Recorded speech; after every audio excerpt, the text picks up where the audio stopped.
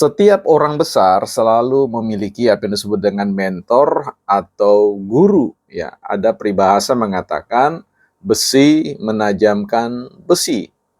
Itu merupakan sebuah pepatah yang hidup dalam alam pikir kita bahwa seorang yang hebat pasti berguru atau dimentori oleh seorang yang juga adalah seorang yang hebat, orang yang jawara. Nah, kali ini agak sedikit lain secara teoritis karena kita bicara tentang seorang profesor belajar dari seorang guru politik yang cukup mengagetkan tentang Prof. Mahfud MD. Kita akan diskusikan di Bukan Partai Politik. Baik teman-teman, selamat datang di channel Bukan Partai Politik, channel yang merupakan sekolah publik, bukan sekolah partai, sehingga siapapun bisa datang ke tempat ini sehingga bebas ya, datang dan pergi seperti itu. Ya, sekiranya memberikan manfaat, tentu kita akan tetap ada bersama-sama. Nah, teman-teman, sebelum itu kita sudah lama tidak pernah baca buku ya. Sekalipun tidak ada kaitannya langsung, tapi kita coba supaya karena banyak orang yang selama ini setelah dia studi, setelah dia kuliah, dia tidak pernah lagi membaca sebuah buku. Bahkan mayoritas masyarakat dunia atau Indonesia sebut saja, itu kalaupun membaca buku ya bagian luarnya atau sampul depan dan sampul belakang. Jadi tidak memiliki otot-otot membaca yang tuntas ya. Karena itu kita coba, yuk bangunkan lagi semangat, spirit. Ini bukan persoalan Anda pernah berkuliah atau tidak pernah berkuliah. Soalnya cuma satu, kita mau belajar atau tidak mau belajar ya, seperti itu. Dalam sebuah buku yang saya pilihkan hari ini, The 12 Weeks Year, ya, Seni Bekerja Cerdas, menyelesaikan target 12 bulan dalam 12 minggu ya. Brian Morgan, Michael Lennington ya. Ini buku menarik ya buat saya, tentu harapannya buat teman-teman karena masuk dalam kategori New York Times bestseller. Di dalam halaman 40 di situ ada tulisan yang menarik ya. Satu hal yang menggerakkan alam semesta adalah tindakan ya. Jadi saya ulangi, satu hal yang menggerakkan alam semesta adalah tindakan. Jadi kita tahu misalkan hukum kekekalan energi bahwa energi tidak bisa dimusnahkan. Energi selalu bergerak mengisi ruang manapun sehingga ada sebuah prinsip mengatakan energi akan menggerakkan energi ya. Energi negatif akan menggerakkan energi negatif dan energi positif akan menggerakkan energi positif. Saya harap getaran ya potensi diri kita digetarkan atau diresonansikan oleh pikiran-pikiran atau gagasan-gagasan atau ide-ide, tindakan-tindakan yang positif sehingga melahirkan sebuah efek bola salju yang membuat kita siap untuk menghadirkan daya dentuman, daya ledakan, explosion, impact ya, seperti itu. Nah, saya kira itu teman-teman ya catatan kita untuk buku kita. Kita kembali kepada sebuah prinsip tentang guru ya, mentor, siapa menajamkan siapa. Orang-orang besar selalu memiliki guru-guru ya. Saya memandang bahwa kumpulan buku yang teman-teman lihat ini bukan sebatas sebuah pajangan, tapi bagi saya mereka adalah guru-guru saya yang disebut dengan silent teacher ya, silent lecture yang memberikan pengajaran-pengajaran ya, interaksi yang baik, memberikan perspektif yang baik, bahkan men-trigger sebuah gagasan-gagasan yang mungkin tidak pernah dapat datang di benak ya saya. Baik teman-teman, kita untuk hal-hal yang sifatnya motivasional, teman-teman bisa kunjungi di channel kita yang ketiga, yaitu bukan bukan motivator hebat ya. Nanti teman-teman bisa ketik bukan motivator hebat, nanti kita akan masukkan di sana semua konten-konten yang sifatnya motivasional, inspirasional, dan juga pengembangan diri ya, seperti itu. Kita berharap ya, saya berharap teman-teman berkembang mencapai potensi maksimal teman-teman. Kembali kepada Prof. Mahfud MD. Saya cukup kaget ketika menyimak sebuah tayangan yang mengatakan bagaimana Prof. Mahfud ini ya, kita tahu belakangan ini paling banyak disorot, dan saya kasih ranking nomor 1 yang paling sekarang dibicarakan, yang paling gencar ya mengejar Pak Jokowi ya, dalam berbagai macam sudut pandang.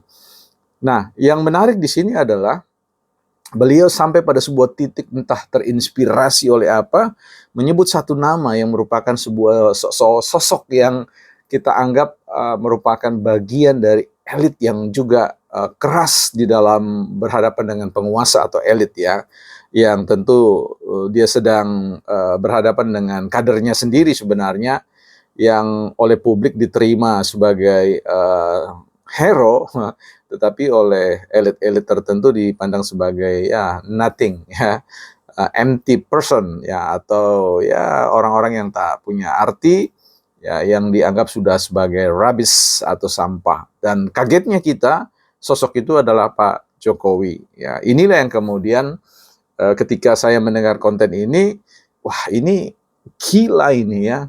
Bagaimana bisa kemudian seorang profesor sekelas Prof. Mahfud MD kemudian mau belajar, ya, mau mengaminkan statement dari Deddy Sitorus yang mengatakan bahwa ini gila ini ya, tidak bisa dilawan dengan kewarasan gitu ya. Jadi harus ya automatically mau mengatakan gila harus dilawan dengan kegilaan gitu. Ya makanya nampak sekali ya, saya quote kegilaan itu tadi, nampak sekali kemudian performa Prof. Mahfud MD pasca dia ikut kontestasi kekuasaan itu pada akhirnya agak bias ya. Saya tidak mau mengatakan seperti yang statement tadi, tapi ini sesuatu yang menurut saya tidak patut untuk dihadirkan oleh seorang Prof. Mahfud MD. Ya, seorang yang memiliki kompetensi yang baik ya, yang kemudian Senquote kemudian membuat orang berpikir ini berbeda ya, ketika Pak Jokowi mengatakan bahwa saya berani mempertanggungjawabkan katakanlah mempertaruhkan ya reputasi politik saya untuk sebuah decision, untuk sebuah kebijakan yang diambil.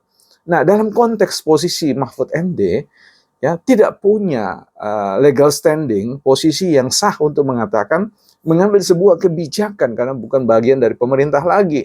Ya, it's very different with Mr. Joko Widodo ya. Jadi seperti itu. Jadi kita lihat bagaimana Prof mengambil sebuah langkah yang menurut kita adalah blunder ya. Langkah yang akan disesali seumur hidup menurut estimasi saya atau proyeksi saya ke depan bahwa Prof Mahfud akan menyesali hal itu ya. Bagaimana bisa mengikuti petua atau nasihat ajaran Deddy Sitorus yang mengatakan bahwa ini gila, ini harus dilawan dengan cara yang gila, nggak bisa dilawan dengan cara yang waras ya. Saya kira saya pernah belajar buat ada kelompok teman-teman kita yang dulu seringkali kita katakan waktu kecil gila, gila, gila. Padahal belakangan kita baru tahu mereka bukan gila tetapi sakit ya, sakit pikiran dan ya dengan istilah-istilah yang tidak mendehumanis ya, tidak merendahkan derajat manusia. Nah, apalagi seorang profesor yang kemudian menggunakan itu untuk memberikan sebuah pernyataan kepada presiden, seorang nomor satu, kekuasaan pemilik, katakan orang yang dipercaya, representasi dari rakyat. Bahkan orang yang selama ini memberikan madu kepadanya, ya. Mereka kemudian dibalas dengan empedu, ya seperti itu. Ya, mudah-mudahan saya keliru dengan hal ini. I'm so sorry to say that. Ya, tetapi kita perlu belajar bahwa politik juga punya etika. Politik itu mesti ya, apalagi Bang Luhut kan pernah katakan apa prestasi you selama kurang lebih menjabat sebagai seorang menteri dan sebagainya. Ya, ini ya masyarakat kita punya data-data, punya informasi yang baik tentang hal itu, rekam data, jejak digital yang baik itu untuk menyambungkan semua statement-statement yang ada. Sehingga saya kira sekalipun ya saya sepakat dengan Prof Mahfud MD untuk mengkritisi demokrasi, mengkritisi politik di negeri ini, kebijakan, gak apa-apa ya, tapi soal etika berbahasa, etika berkomunikasi itu juga perlu dijaga. Ada yang mengatakan bahwa berpolitik itu juga tidak bisa ya, kalau Anda mau bicara tentang kesantunan, nah bicaralah di luar politik ya. Nah, saya rasa tidak setuju ya, karena saya pernah belajar pada tingkat doktoral di bidang politik ya, ilmu politik, paham tentang soal itu ya, tidak paham benar sih, sedikit-sedikit aja lah, lumayan lah bisa memberikan respons seperti ini. Ya, jadi selalu ada etika dalam berpolitik ya, etika dalam kebijakan, etika dalam implementasi manajerial dan leadership. Semuanya ada ya, tidak mungkin tidak ada. Runtuhlah sebuah negara kalau tidak landasan etiknya itu tidak ada. Tetapi tentu etika selalu punya ruang kosong untuk dituliskan dalam konteks versi yang belum pernah ditulis oleh siapapun, sehingga ketika kita tulis muncul ruang kosong yang baru dan sebagainya. Kita akan bicara nanti di lain kesempatan di channel Bukan Ahli Filsafat yang agak sedikit memberikan penjelasan, eksplanasi, deskripsi secara konseptual ya. Karena kita tahu bahwa sebuah gagasan itu adalah awal dari segala sesuatu yang kemudian membentuk sebuah pikiran, dan pikiran kemudian membentuk sebuah sistem pikiran kita sebut sebagai konsep, dan kemudian konsep itu melahirkan sebuah tindakan seperti itu ya. Jadi sekali lagi ini menurut saya Prof. Mahfud saya kira mesti balik ya.